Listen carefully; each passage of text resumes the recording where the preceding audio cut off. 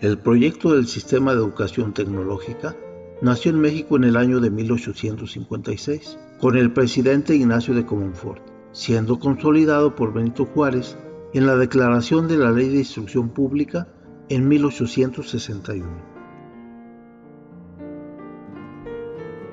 El sistema inicia oficialmente con la formación de la Escuela de Artes y Oficios, en el año de 1867, a partir de un modesto taller de herrería. Posteriormente, se fueron anexando los talleres de carpintería, ebanistería, cantería, tipografía, fotografía y alfarería en 1870. Ese mismo año, se funda en México la primera escuela de artes y oficios para mujeres, extendiéndose el proyecto a las ciudades de Guadalajara y Toluca, donde se establecieron otros centros de artes y oficios, lo cual sería el antecedente de la escuela secundaria en México. La década de los 30 fue testigo de innumerables hechos en el mundo, entre otros, una fuerte crisis mundial llamada la Gran Depresión. Japón invade Manchuria y China. Italia invade Etiopía. El Partido Nacional Socialista gana en Alemania. Asesinan al canciller de Austria y los alemanes se anexan el país.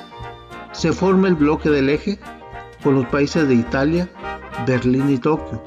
Y al final de la década, Alemania invade Checoslovaquia.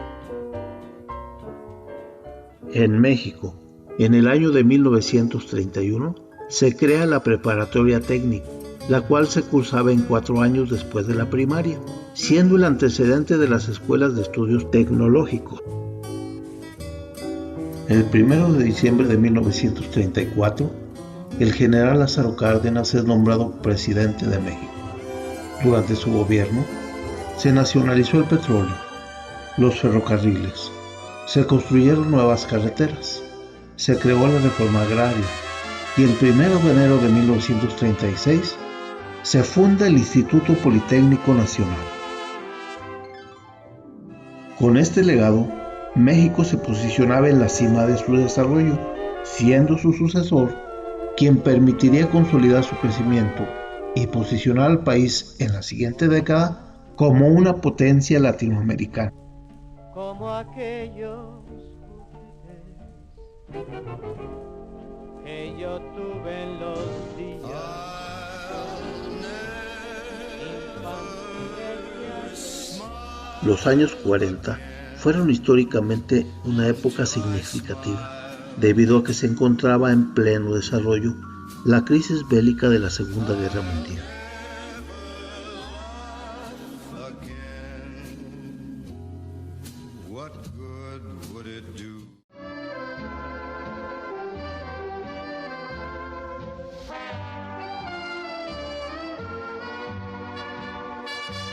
El conflicto había iniciado el 1 de septiembre de 1939, cuando las tropas de Hitler invadieron Polonia, lo cual causó que Gran Bretaña, Francia, Estados Unidos y otros países aliados declararan la guerra contra Alemania.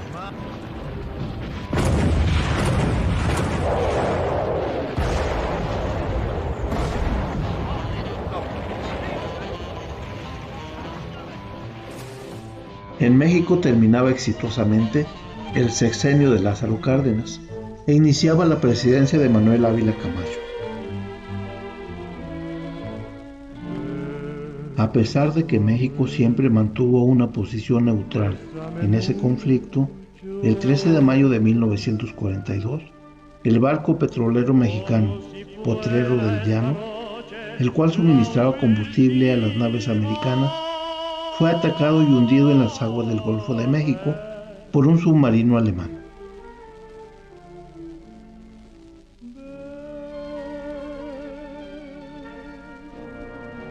El petrolero Faja de Oro sería el segundo buque mexicano hundido por las potencias del Eje, lo cual llevó a México a abandonar su neutralidad y participar en la Segunda Guerra Mundial.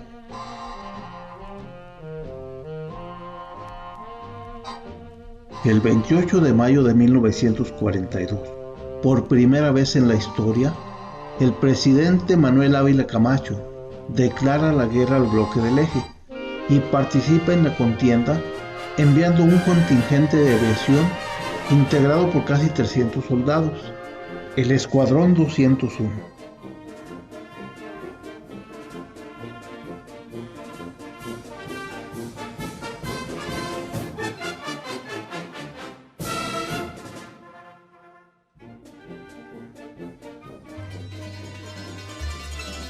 En esa década, la ciudad de Durango estuvo gobernada por Elpidio Gabriel Velázquez hasta 1944, Blas Corral hasta 1947 y José Ramón Valdés hasta el inicio de los años 50. Fue precisamente el 2 de agosto de 1948, durante el gobierno de este último, que sería fundada la primera institución de educación tecnológica en provincia, el Instituto Tecnológico de Durango. Su antecedente se remonta al mes de noviembre de 1935, al fundarse la Escuela Prevocacional Industrial y Comercial de Durango, la que en el año de 1947 se convertiría en la Escuela de Enseñanzas y Especialidades número 24, título con el que permaneció hasta 1948.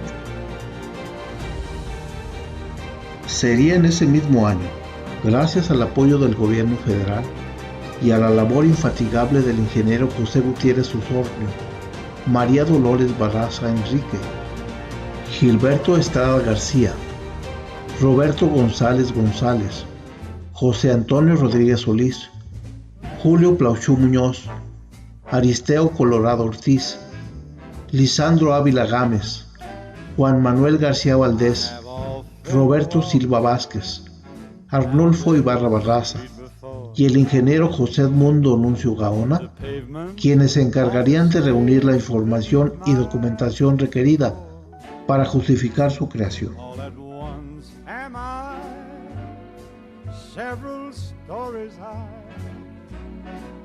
En una casona ubicada en el centro de la ciudad, en la esquina que forman las calles de 20 de noviembre y Zaragoza, donde actualmente se encuentran las instalaciones de vinculación de este centro educativo, iniciaría oficialmente sus actividades el Instituto Tecnológico de Durango.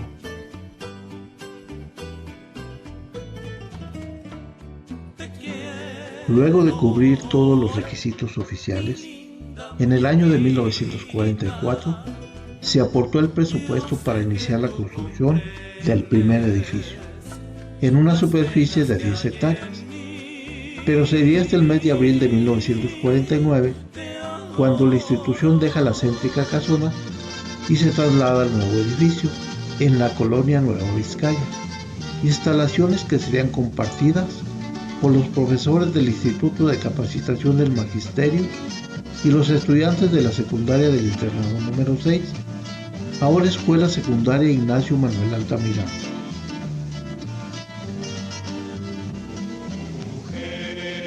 El mérito de ser fundador y primer director de este instituto tecnológico correspondió al ingeniero José Gutiérrez Osornio, ofreciendo a la comunidad los estudios de prevocacional, preparatoria técnica y la formación de especialistas técnicos en mecánica y eléctrica.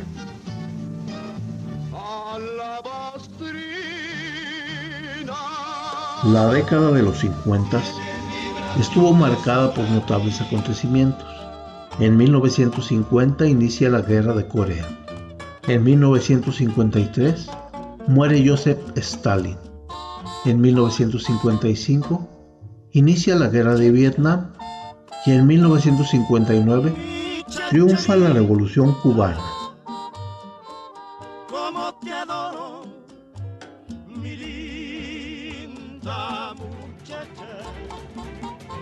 En la ciudad de Durango gobernaba Enrique Torres Sánchez. La ciudad estaba empobrecida. El único recurso económico con que contaba el Estado consistía en la explotación minera, los pequeños talleres artesanales, algunos almacenes comerciales y el aprovechamiento forestal, el cual era manejado por las cooperativas. Con el tiempo, la explotación forestal pasó a las compañías concesionarias, quienes deberían dar empleo y pagar a ejidos y comunidades un derecho de monte a cambio de la extracción de la madera.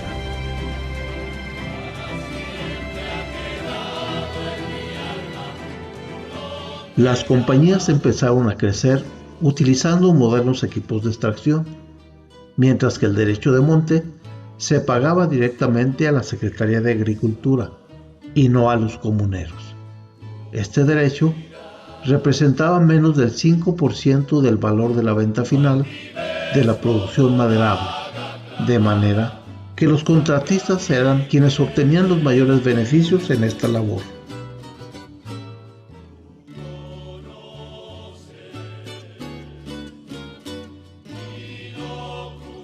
La explotación de este recurso se realizaba al estilo minero, es decir, con una tala desmedida y continua, sin importar la renovación de los recursos. Por varias décadas, estas empresas gozaron de jugosas concesiones para la extracción de la madera en tierras ejidales y comunales, en detrimento de las comunidades campesinas y de los recursos forestales del Estado, debido a que nadie se preocupaba por la reforestación. Ante esta terrible depredación y la preocupación generalizada por el avance de la deforestación en muchas regiones de México, entre 1948 y 1952, el gobierno federal implementó una política de prohibición de las extracciones, imponiendo las vedas forestales en 20 estados, abarcando grandes extensiones boscosas. En Durango, en esa época, más de 2 millones de hectáreas quedaron inhabilitadas por esta política, lo cual causó gran indignación en las enriquecidas compañías forestales.